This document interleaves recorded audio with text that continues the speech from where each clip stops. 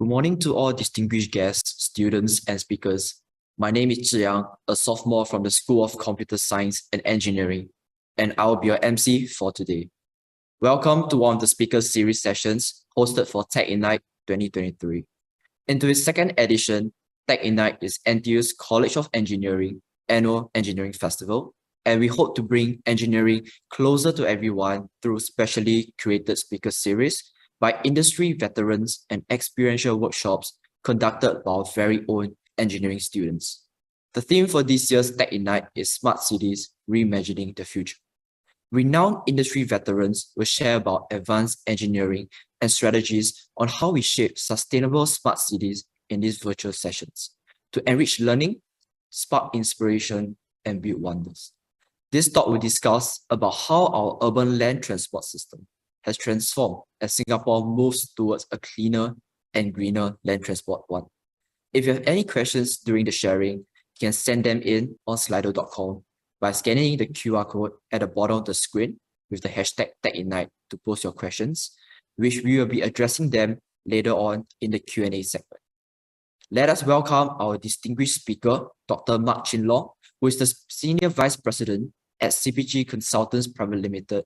And alongside Dr. Mak, we also have the honor of having Dr. Gwee, Dean and Executive Director of Land Transport Authority Singapore, to join us today. Without further ado, I'd like to invite Dr. Mak to kickstart the session, and after Dr. Mak's sharing, it will be followed by Dr. Gwee's sharing. Dr. Mak, please. Thank you, Chiang, for your kind introductions. Thank you, NTU, for inviting me to share briefly about my works as a transport consultant in today's topics of keeping urban city green. My name is Mak Chin Long.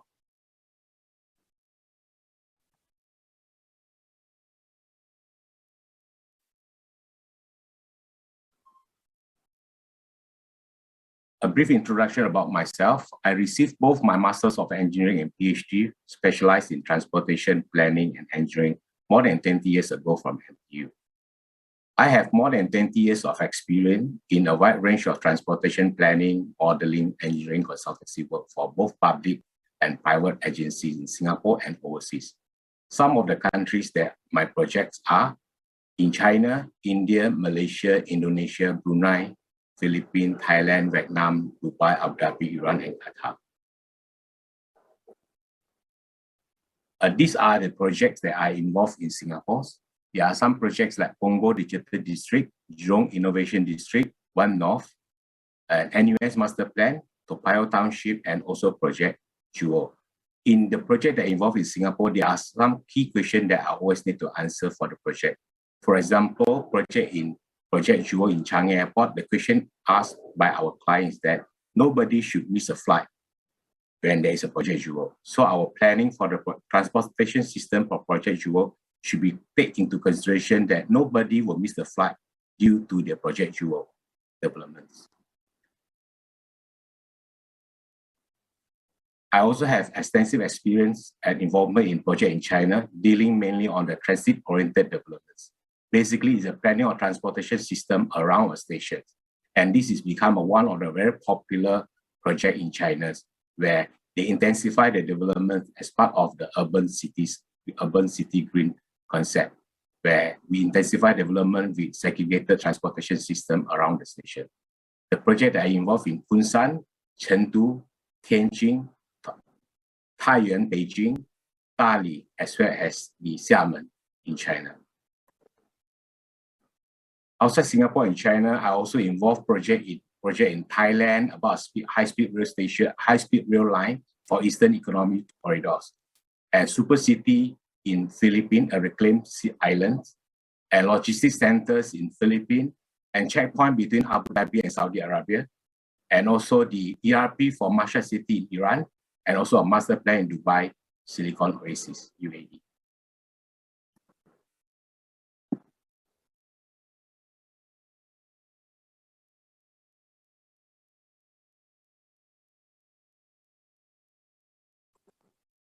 Okay, let me briefly introduce my current employer, CPG Corporations.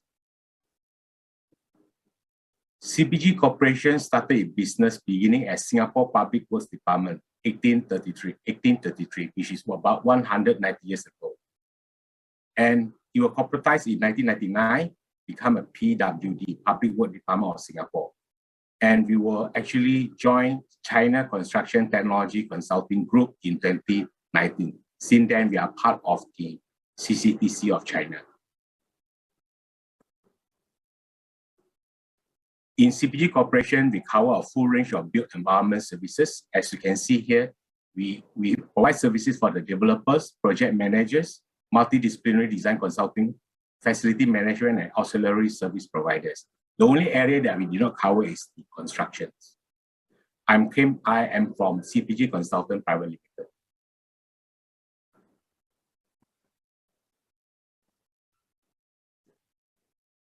We have expanded our business beyond Singapore. As you can see here, we have projects in many other countries outside Singapore. Those red dots are the projects that we have in the countries, and the red dot is we have the offices in the cities.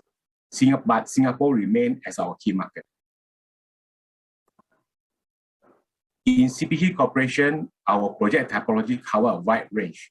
There are some of the project. The project includes cultural, national art galleries, airport, Terminal 3. We have institutional, state court, education. We have School of Arts, which is NTU School of Art, the green roof. We have healthcare, Potipuat Ng Teng Fong Hospital. We have urban planning in outside Singapore. We have security, all the police, HQ, prison, Changi prison, residential, and also the commercial, Solaris, and Garden by the Base for leisures. This is the snapshot of the newly completed JC, Innova JC by CPG. Our design philosophy is that to ensure each of our projects leave a legacy for future generations, where millions of people have been and will benefit from.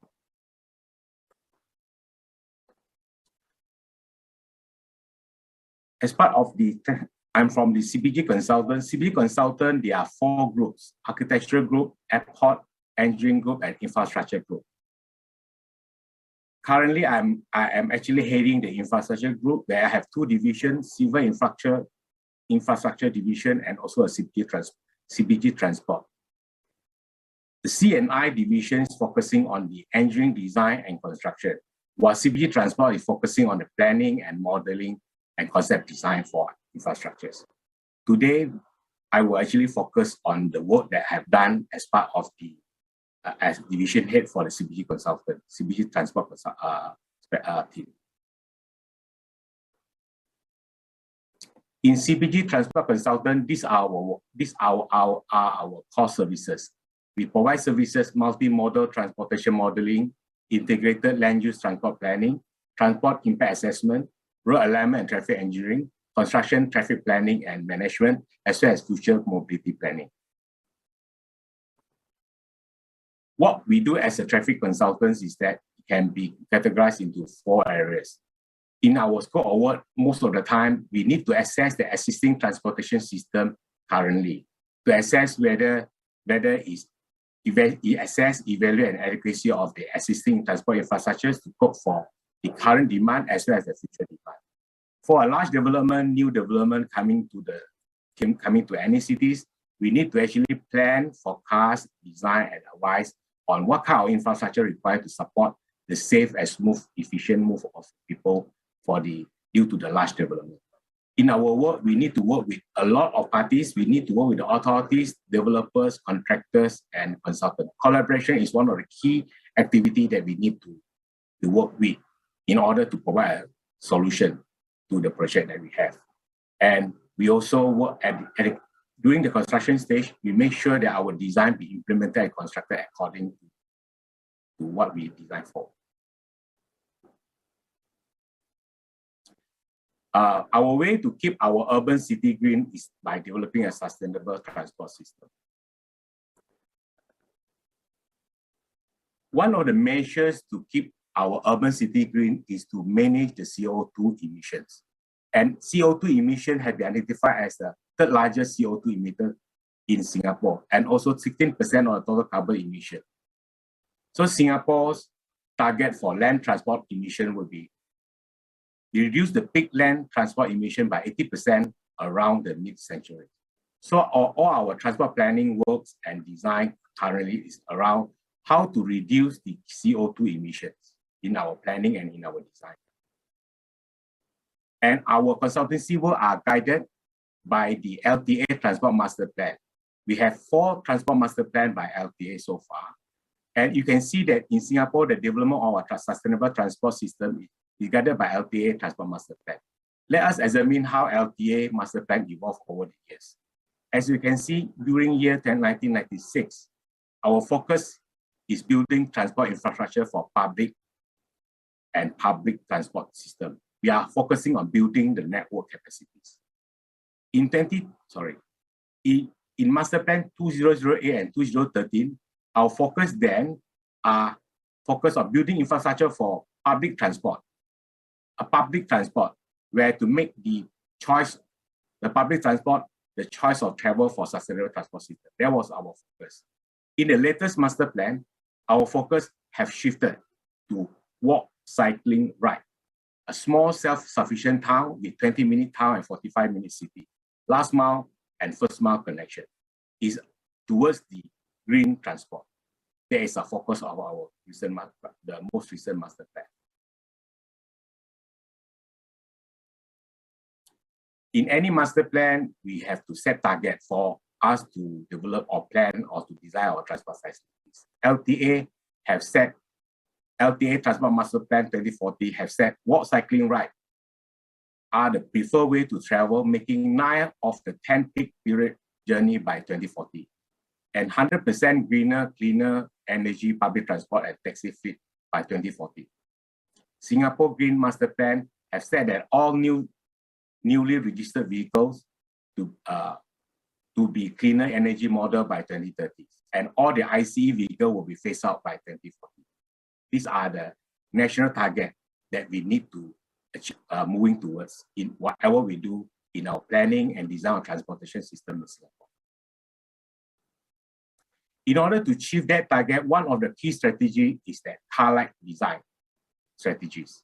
So the car-like design strategy actually prioritizes the active mobility by provision of dedicated and safe active mobility infrastructure such as dedicated cycling path, a wider footpath, first and last mile connection, and effective coverage and integrated public transport network.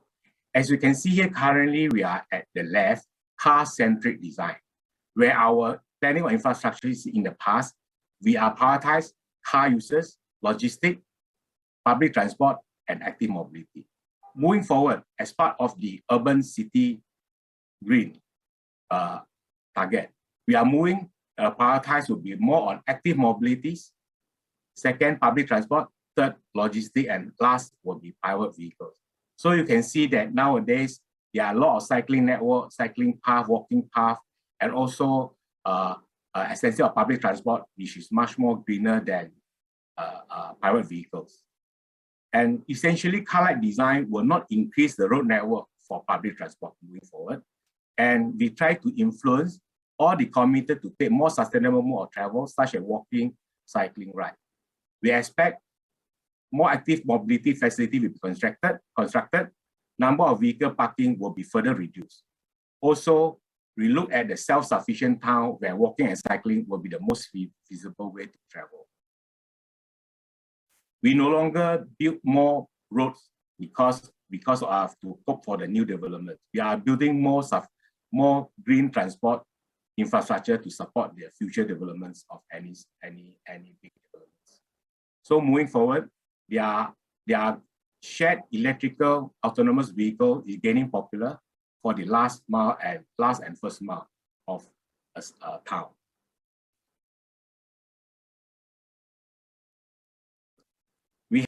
I have done a case study recently, transformation of in existing car-centric urban street to the people-centric urban design, and exhibited in UIA last year. I will share with you the recent studies, how we done the studies. Okay, the topic of the case study will be reimagine future urban city green with autonomous vehicles. 2 sites were selected, Cecil Street and Telok Ayer Street in Singapore CBD. We use transport simulation model to assess the design proposal of a future car-like district. And the computer model will then be used to simulate the future scenario and find a possible solution. Generally, the methodology will be, we develop a base model assessing street situation using a computer's PTV micro simulation. And then we explore the design strategy to transform the car-centric to people-centric streetscape. Then we develop another computer simulation model to actually include the design proposals proposed earlier. And then through the computer simulation, we studied the impact. The computer simulation output will inform the suitability of the design proposals. For the design strategy on revitalization, the street revitalization are grouped into 4 pillars: user experience, health, wellness, safety, as well as innovation. The design strategy we explore are the high quality of life, adopt smart system, creative competitive economies, as well as the future flexibility and scalability of the streetscape design. This design will be, this is the example how it views before and after. Before this, Cecil Street, before there's a 4-lane of roads and do not have a cycling lane of both sides, and there's a lot of vehicles using that busy street. So what we're doing here is that possible intervention is that we reclaim one of the lane for cycling lane and improve the walkability at the side table, and also to reduce the traffic volume by shifting the people to public transport corridors or also a shared AV. And we add on more green at the side of the roads. So this is the transformation design strategies that we implemented. And this design strategy will be actually simulated for the before and after, and to measure the improvement and the suitability of the proposals in terms of traffic flow and environmental impact. Another street would be the Cecil Street. Currently, there's a lot of roadside parking and there's no walkway or there's no green and no street activities beside both sides of the roads. What we do is that we will reduce the traffic by only allow AV using these corridors and reclaim the parking street for pedestrian. And we'll add on more greenery trees beside at the side table, and also get some street activity beside along the side table. And this also be tested by a computer simulation. I will share with you the computer simulation of our study for the before and after.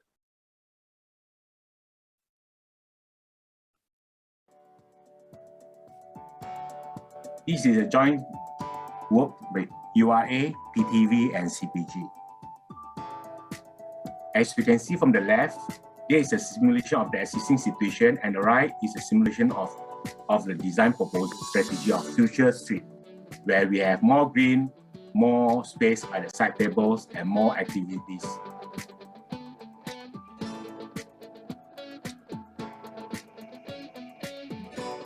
You can see more cycling will use the street.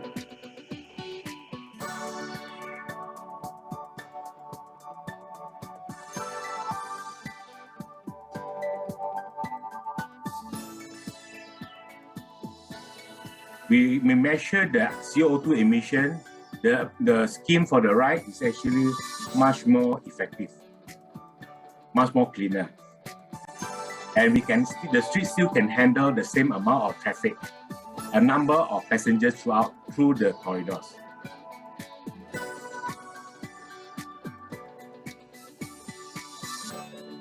And this one is a streetscape along Cecil Street. Currently, there's a 4-lane existing situation. We move the people from the car to cycling, walking, as well as to the public transport corridor. We managed to reduce the 4-lane traffic to 2 lanes by proposing a public transport corridor as well as the AV vehicle recycling shift. And we managed to put in much more green and much more wider space for people to walk along the side table.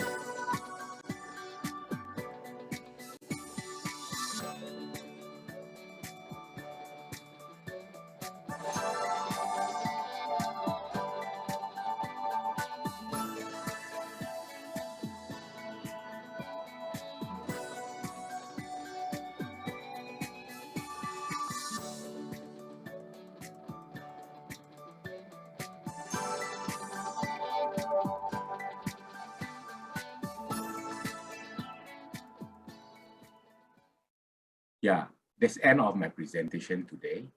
And I shall hand over this presentation to Dr. Gwee. Thank you. Thank you, Mark. Let me share my screen.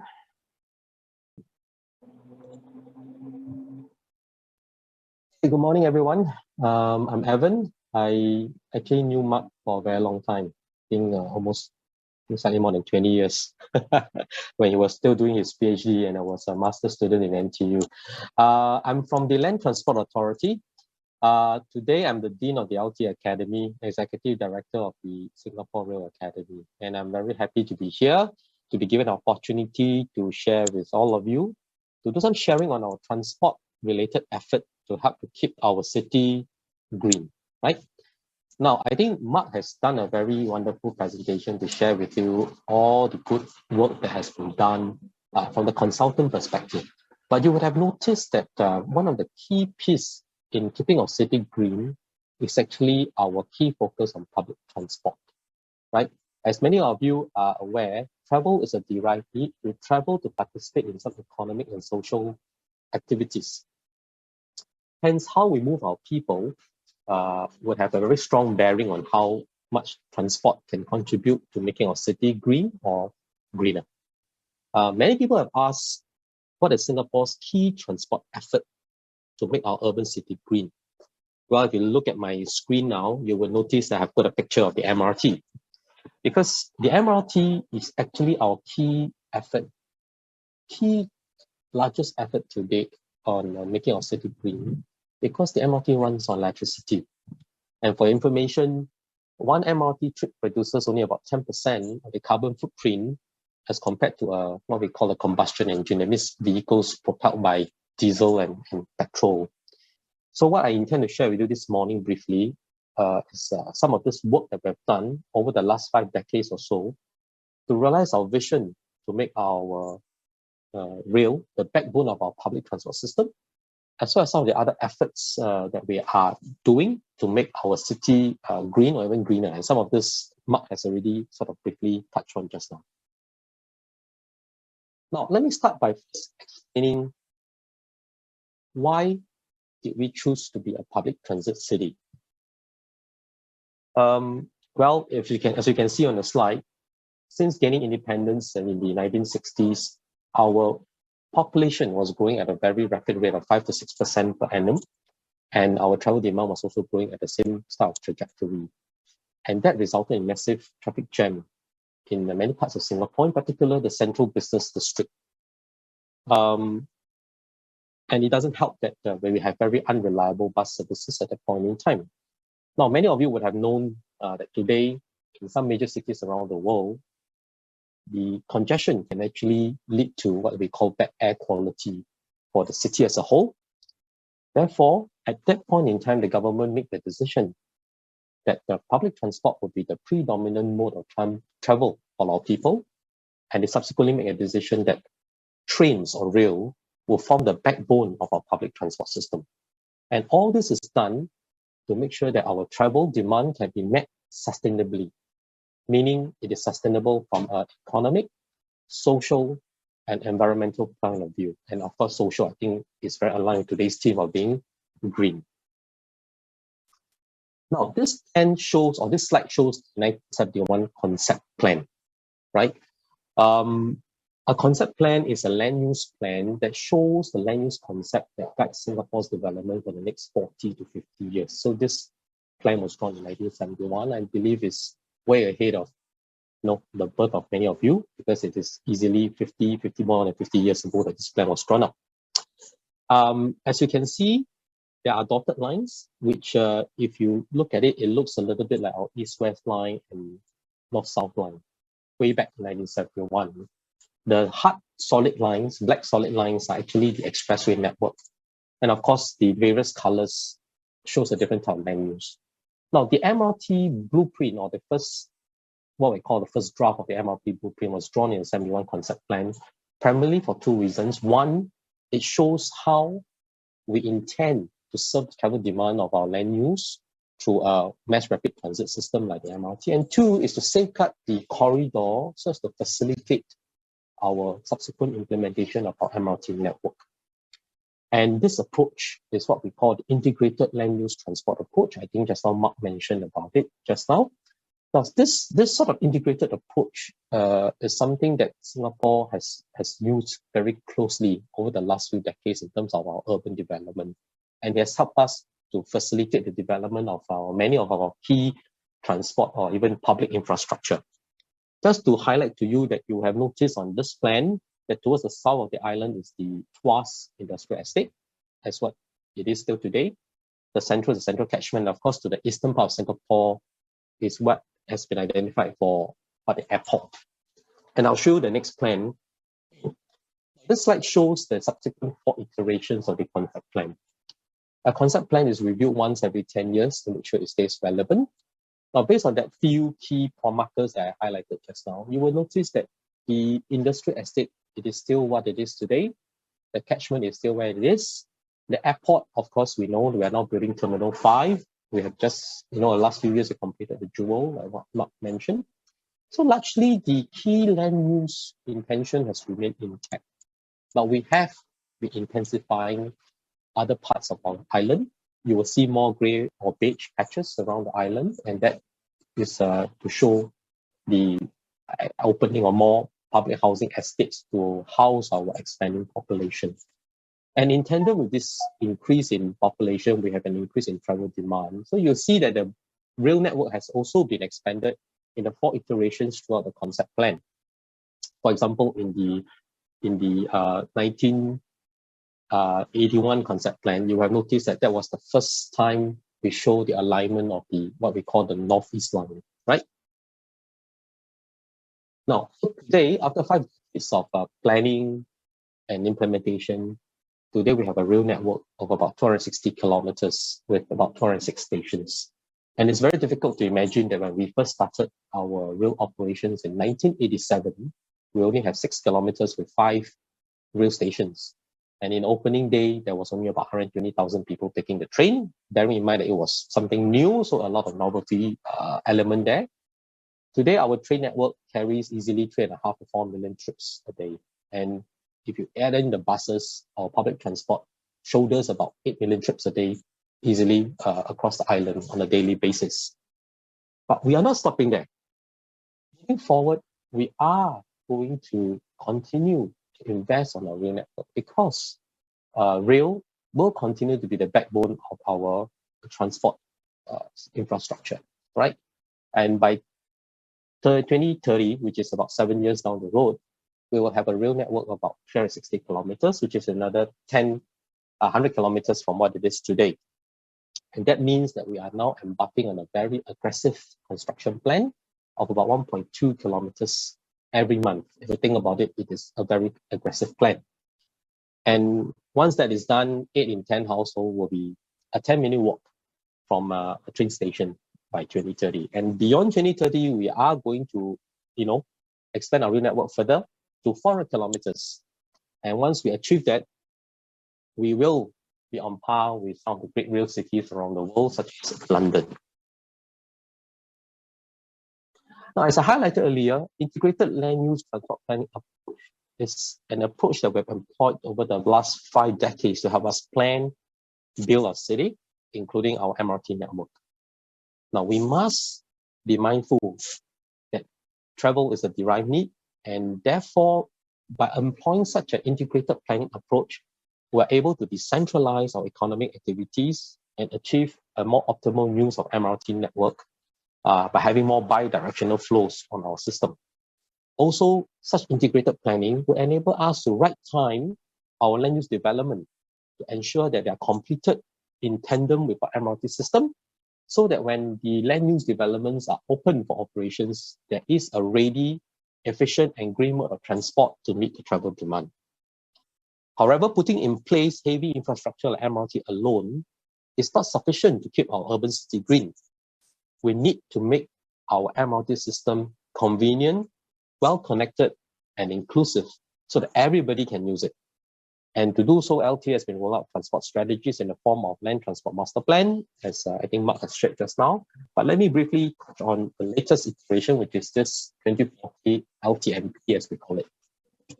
As you can see, there are three key ideas: the 20-minute town and the 45-minute city, which essentially means that we need to improve our connectivity either by walking, cycling, or even feeder bus services.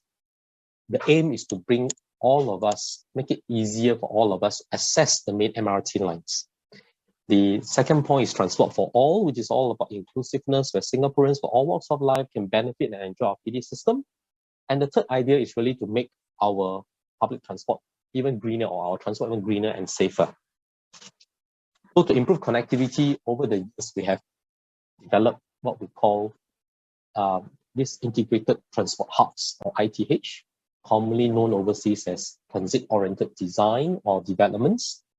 These are actually developments where you have residential, commercial developments integrated with MRTs and bus interchanges to facilitate sort of real bus transfer and economic activity to travel needs, And these are not developments that I see when I was a kid. But today, fast forward to today, we have about 10 developments of such nature around the island. We're doing more, right? And it's not just about new developments. We are also retrofitting existing HDB estates, housing estates with more walking, cycling facility to make it easier for everybody to connect to the main MRT system. And I'm happy to share that in the next 20 years or so, we'll ramp up our active mobility sort of infrastructure. Currently, we're about 750 kilometers of cycling network. By the end of this decade, we expect that to almost double to about 1,003 kilometers with about 67,000 bicycle lots. And for walking, we will increase our network from 20 kilometers to about 250 kilometers. All this to make walking, cycling a little bit more comfortable in our hot and humid climate. And this is part of the effort to improve connectivity, to improve the first and last mile connection so that you can hook onto the train network and go to where you want to go. However, improving the public transport alone is not enough to cut the carbon emissions from the transport sector.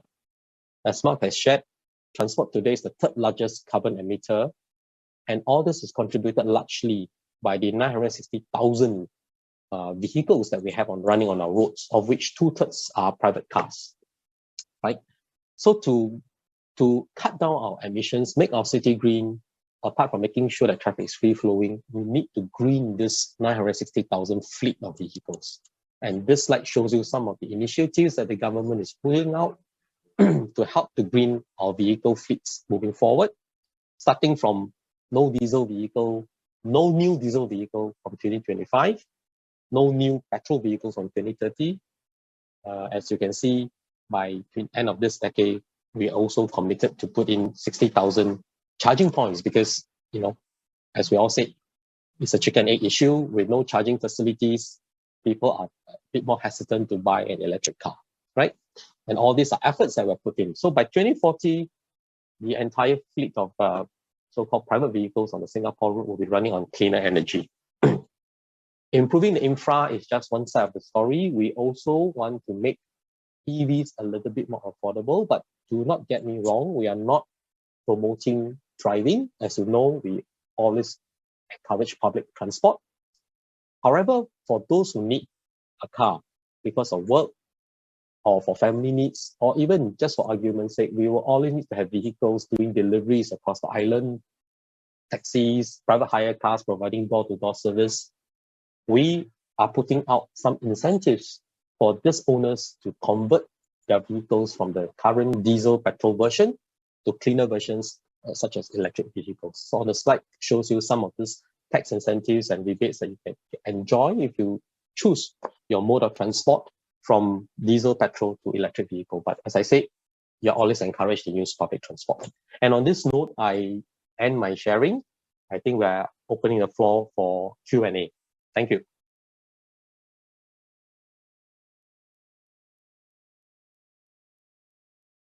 So thank you, Dr. Mak and Dr. Gwee, for the insightful sharing. And I'm sure our audience has many burning questions after the sharing. We'll now move on to the Q&A segment, and please submit any questions that you may have at the Slido link below. and we can have our speakers to address that. So as of right now, there are a few questions. So the first question that I'll be posing to the speakers would be, as Singapore moves towards a walk, cycle, ride aspiration, more space will be needed for cycling paths on the pathways, which also means that actual road space for cars will be reduced. So how do then Singapore balance the space allocation to deal with both congestion on the cycling paths and on the road? Were any speakers keen to take on this question? Maybe I go ahead and share first, and then I think Mark can add on, given that he has done some work in the similar sort of area. Now, as a starting point, I think we know that Singapore is one of the few, if not the only cities around the world that controls vehicle population tightly through what we call a COE system. For many of you who are still very young, I can't see you, but I understand many of you are actually pre-uni or uni students. Many years ago, our vehicle population, we allow it to grow at a certain growth rate, meaning, every year you see some new vehicles going into the system and the vehicle population keeps growing. But in the last couple of years, we have frozen that number, meaning that today, our vehicle population is stagnant at 960,000, which is number I said just now. There's no growth. Any new vehicle you see on the road is in replacement of an old vehicle that has deregistered. And in this way, we kept our total vehicle population in check. As we continue to improve our public transport system, there is nothing is stopping us from moving forward and say that we can actually make our system more efficient by reducing the population. That's something that nobody can put a finger and say that is something that won't happen. Because the truth is that our population is growing, our land space is fixed. We can't grow Singapore physical size any much more. I mean, we've done so much to land reclamation. So vehicle population is kept as it is today, and moving forward, if we are able to make our public transport more and more efficient, there is a chance we may be able to reduce the population of vehicles or to do more private hire sharing where more people can use private cars on a need basis. And in that sense, you don't need more road space. I think Mark mentioned just now that we are not taking up more road space. The question now is that are we able to return the space? That means shrinking the road. I think Mark's simulation showed just now, Cecil Street, if I remember, he has reduced from a number of lanes, 4 lanes to I think 2 lanes, if I remember the video correctly. So those are some of the things that we can do moving forward, but we do need everybody to come on board. First, starting with that intention to say, I will take public transport, because I do know that most of you are uni grads. Some of you may have the ambition to eventually want to own a car. But I must highlight that, as I said just now when I end my presentation, we encourage public transport. And if we can do that very, very well, or better than what we are doing today, there is a chance we can downsize of the roads and return some space back for cycling and walking. Maybe I stop here and see whether Mark want to add on anything. Okay, I would like to share some of my recent work about these car-like design policies. And currently, when there is a new development coming in or intensification of developments due to the increase of demand whatsoever, usually in the past, we will forecast increase the number of private vehicles, and the road need to be widened or enlarged to accommodate for all the future developments. In our recent studies, we are not going to increase any of the road infrastructures because of the new developments. What we are doing is that to actually enhance our public transport network as well as the active mobility network. We are hoping by putting the right design to encourage the people move from private vehicle to public transport. We're using push and pull factors. We reduce the number of car park, increase the pricing of the car park, and then we make it so attractive for people to take public transport to the development. That is actually sustainable because there will be less CO2 emission, as well as we can accommodate more travels due to the shift of public transport relatively have much more higher capacities. And we also looking into self-sufficient cities where we realized that one of the projects that I recently completed is the NUH master plan. We realized that there's not much residential around the areas. A lot of people need to travel to NUH for employment purpose. So we are proposing a residential nearby. With the residential nearby and with the active mobility network, you just need to walk to work because you are just live nearby. What we say is that we'll bring the job to you rather than you actually drive to your employment centers every morning. That's how we do, as well as we also advise our developers to give flexi working hours and also work from home policies. Work from home policy potentially reduce the capacity by 20% of the demand. That actually will save our infrastructures for the next 5 to 10 years. No need to add on any infrastructures just because of work from home strategy if we done it well. We just need to depict our demand from the peak hour to more hours. So what we are saying is that currently our infrastructure usually designed for 2-hour peak per day. That is the past. Now we want to make our infrastructure work even harder, not 2 hours, 4 hours.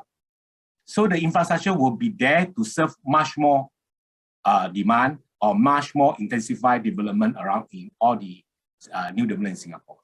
And this concept is actually embraced by many upcoming cities outside Singapore as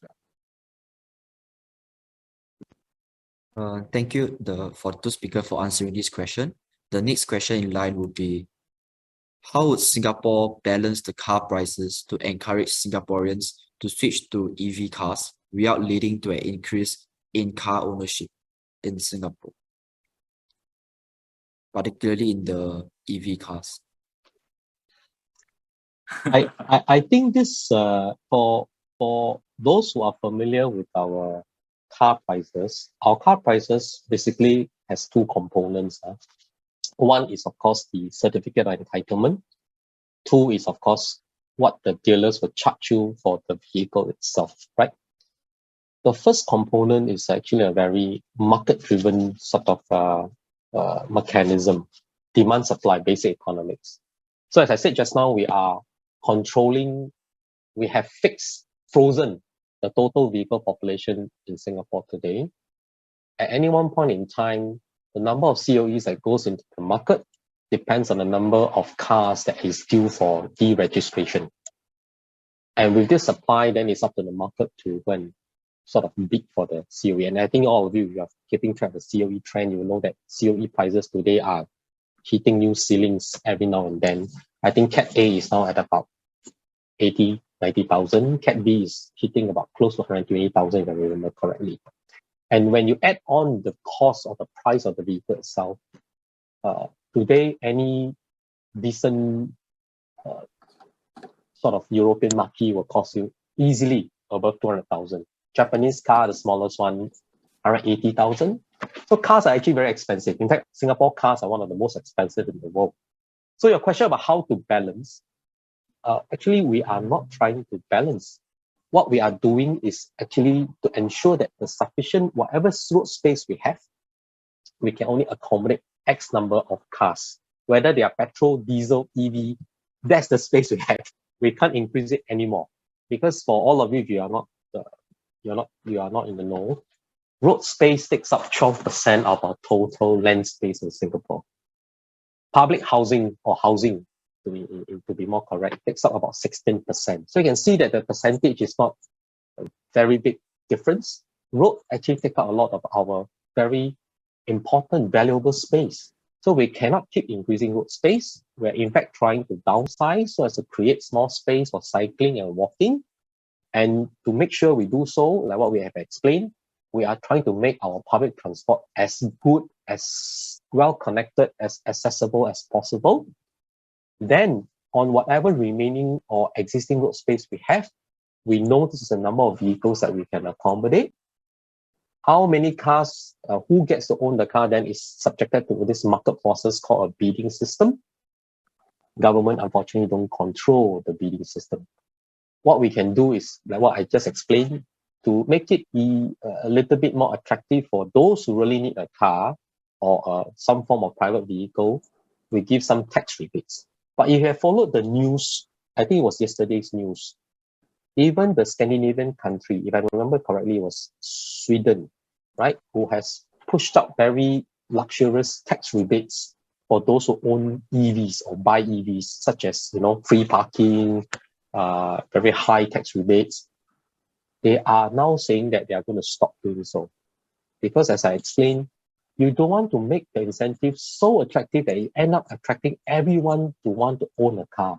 That is not the intent. Our focus has not changed since 1971. We are still very public transport focused. But as I said, in every city, you will need some amount of private vehicles running, provide door-to-door service like taxis, private hire cars to do deliveries. But we are not trying to encourage people to buy EVs just because it's cleaner. Actually, the cleanest form of transport is public transport because, as I said, one train trip only contributes about 10% of the carbon footprint of a similar trip by a car running on diesel or petrol. Yeah. I don't know whether Mark wants to add anything about on this question. Mark, do you drive an EV? No, not yet. No. Not yet. I think you have gave a very comprehensive answer to the car ownership. I just want to add on my view is that the pricing for the car COE, look at the current situation, unlikely to going down. The reason is that it's a demand and supply. That is the model that Singapore is practicing. Yes. And for transport, as a transport professional, we actually looking for zero car ownership. We like to promote the idea of mobility as a service, MAAS, mobility as a service. Everything is shared and green. And the best mode of transport is have a walkability network, which is safe and convenient. So therefore, currently we are pushing for 20-minute town. You can walk any place within the town to satisfy your need by walking or simple cycling. And the current cycling network in Singapore is not conducive enough, and there are more work need to be done by improving on the landscape to make it so convenient and so comfortable for you to cycle or walk within the town of 20 minutes. And then 45 minutes, you use the public transport to satisfy the need. Basically, I look at that, the trend unlikely to promote private vehicles based on my observation. And this trend not only happened in Singapore, and it happened worldwide. Private vehicles will not be enjoying that kind of privilege anymore. Thank you to the speaker. Just to add on to Mark's point, some of you may envy overseas that, they can always buy cars. Cars are not so expensive. But we need to be mindful that space is not an issue for them. They have vast amount of land. And for countries that are very low in terms of development density, public transport such as trains don't quite make sense. Because train is very heavy in terms of capital investment. You need to spend a lot of money to build the MRT. You need a certain amount of ridership to sustain it. So for big countries like the European side of the house where they have big amount of land, they cannot build a very extensive rail network because it's going to be too costly to maintain. You will see them having trains or trams in their cities, but not a big network. Singapore is different. We are all in one. We only have one island. We are an island state. Everything is inside this small piece of land that we have about 700 square kilometers. So our development density is very, very high. If we don't have trains and we allow people to just own cars, I can assure you, you will never get to work on time because you'll be jammed. I think all of you have experienced that as and when there's an accident along the expressway, traffic drops to a snail pace. That is what we're talking about. Can you imagine if you have more cars? Now we have about 160,000. If you double that volume, either you double the road network or everybody goes at half speed. Is that what we want? So it's not just about ownership. We have to see whether it makes sense. And I think Mike has shared something very important. Shared economy is the new thinking. So car sharing, you only use it only when you need it. You don't have to own it, etc., etc. Okay, I stop here. Sorry, back to Zhi Yang. Then thank you for two speakers for sharing. So due to time constraint, we'll be moving to the last question. So the last question would be, it is mentioned that walk, cycle, ride routes are the preferred way of travel according to Master Plan 2040. I'm particularly interested as to how Singapore is going to advocate cycling, not just on walkways, but also on the roads, like in countries such as the UK or the US. Wow. Okay. Now, I think I'm not sure how many of you know the Road Traffic Act. If you follow the Road Traffic Act, actually the correct space for cyclists is actually on the leftmost lane of our road carriageway. It's not on the footpath. No. Footpath, as the name suggests, is really for people walking. And the footpath is only 1.5 meters wide. So you can imagine that it was never designed for cycling. Cycling should be on the carriageway. But because of circumstances, as I said, Singapore high density, leftmost lane is also where we have the heavy goods vehicle. It's also where we have our double-decker buses. Usually it's not very safe for cyclists to cycle there, right? And which is why we are building an extensive cycling network to facilitate that sort of mode of transport. As I shared in my slides, today we have 750 kilometers of cycling network. By the end of this decade, you will see that almost doubling to 1,300 kilometers of cycling network. I can tell you when I was a kid, I can never imagine Singapore having 1,300 kilometers of cycling. In the old days, only the old men would cycle, But these days, cycling is a different thing. It's a lifestyle, it's a statement, it's a sport, it's a mode of transport. And you can see the government's commitment to do so by doing more and more on the footpath, the cycling path side of the house. We are doing more because we understand that to co-share that space, 1.5 meters, is very tough. But I think everyone needs to appreciate that it takes time and money to expand the network. And we have done a lot over the last few years, probably slowed down by COVID. We are trying to pick up speed again and do more. As I shared, by 2030, to have 1,300 kilometers of cycling network with 467,000 cycling, bicycle lots. That, for a small country like us, 700 square kilometers is a lot. So when that is in place, then the cyclists will have a safe place to cycle. Of course, we will still see those braver ones with the spandex outfit and the helmet going on the road and compete for space. What we are trying to do there is then on the education front. We have been educating drivers, in particular public transport operators, bus drivers, to be more careful, to keep a lookout for these small vulnerable road users. But you see, it works both sides. Sometimes it's not the bus drivers that's not careful. Sometimes it's the cyclists who think they are very strong and powerful. And they try to overtake the buses and things like that. So the education bit, I think we can do a bit more. But in the infrastructure of the house, we are setting up a sort of a network specialist especially to serve cycling needs. In the meantime, in the transition period, unfortunately, there will be cyclists on our footpath, especially the slower ones. We do see young kids, older people cycling, and they go at a slower pace. For those who want to cycle for sports, they need to achieve a certain speed, then they go onto the roads. But in time to come, we hope to do two things, as I said. One, a dedicated infra for cyclists can cycle safely, different levels of cyclists. Two, we want to educate people who use the common road space that we should, show some consideration and be a bit more aware that there are cyclists on the road. So it cuts at both ends. And this is some of the efforts that are going in to make sure that cyclists are in a certain way protected when they use the roads. Yeah. I don't know whether Mark wants to add on anything. Mark, you're muted. Okay, yes.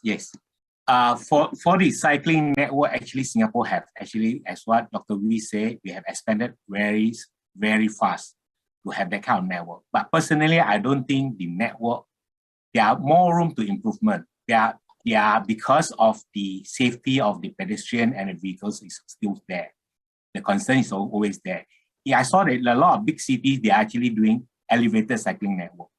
There is no conflict between the vehicles and the cycling, and you have safeguarded corridors for the cycling. It's coming for the bigger cities, and those are connected to the MRT station.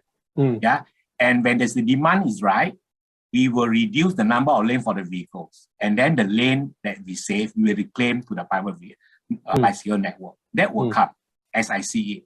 The trend are moving towards when more people cycle, there's a reason for us to invest more to make the cycling network more convenient and more safe. Currently, we are securing the network at this stage of time. Because you look at the actual demand on the network, it's not enough to justify the investment that we put in as per demand and supply side of it. So LTA is doing a great job by moving forward the supply of the network. And then hopefully with the increase of the demand, we will actually further enhance the network by elevating it and also make it more comfortable and safe. Zhi Yang, I want to add on one point to what Mark is saying. This is just to share also my own observation and perspective. We talk about how to make it safer for cyclists, right? Sometimes the cyclists themselves also need to take some responsibility. Why I say so? Because you see, Singapore is a very metropolitan city. We have people from different countries coming to Singapore to work, study, and eventually even stay on, as permanent residents or even as citizens. Some of them bring along their cycling habits from their native country. We don't have a very strong cycling culture to start with, Singapore. But when you talk about countries like the Scandinavian side, maybe they are very well structured. We have friends from China who also cycle a lot, friends from India also cycle a lot, and all of them have different cycling habits. One key observation that we have of cyclists tend to change their identity on the road. One moment, they think that they are pedestrian, they're on the footpath. Next moment, when they reach the traffic light, they cross the road or they make some sudden turns because the vehicles are turning, they think suddenly they become a vehicle, they become a motorist. They tend to change their roles. And that is where, because they are not predictable, they get into accidents. I'm sure you have seen this before. For example, this cyclist on the left lane next to a car, the car is going to turn left because it's the green arrow coming out. Suddenly, the cyclist decides that he's a pedestrian, he wants to cross the road, and he goes straight, right? And that's where accidents happen. So cyclists need to know when you are on a road system, there are rules. Car drivers drive by, highway code. Pedestrians, when they go on the road, they are aware of safety. They only walk when it's a green man. Cyclists, they must decide who they are and what role they play. If they keep switching their roles, motorists will be confused, pedestrians will be confused, and that's where accidents happen, right? And this is where the education part comes in. It's not about educating the drivers to be more aware and considerate towards a cyclist. It's also for the cyclists to also be, to be more considerate and measured in how you conduct yourself in this shared space, because you cannot keep switching your roles. Okay, that's my point. Thank you. Mark is laughing. Mark, you're one of those cyclists. No, I share the same sentiment as you because I observed those foreign. Sorry about it, but I saw some foreigners who are cycling in that way. Yeah. They switch their role.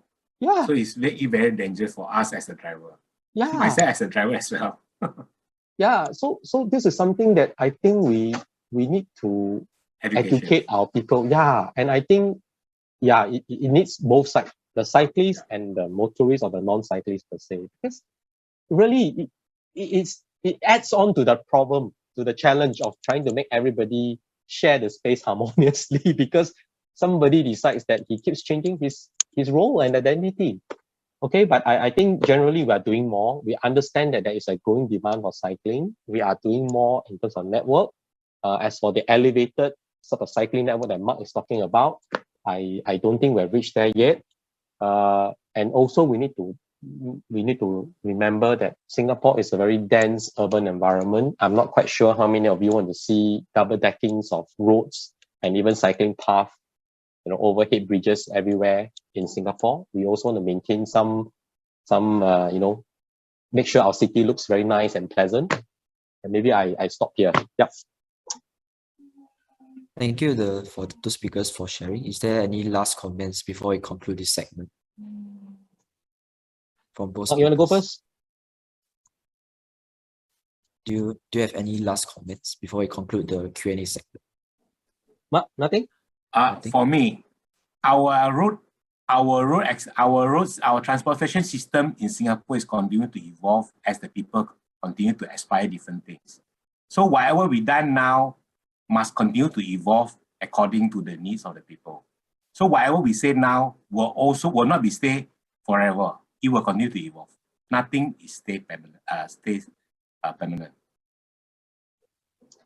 For me, I just want to leave a note with all the so-called students here. First, we have put in a lot of effort to plan and implement our public transport system. Yes, you may not have that luxury of being able to own a car cheaply as compared to many cities around the world. But as you travel around the world, I'm sure you will start to enjoy and appreciate the sort of the well connectivity, the good connectivity, the seamless transfer that you enjoy in our public transport system in Singapore.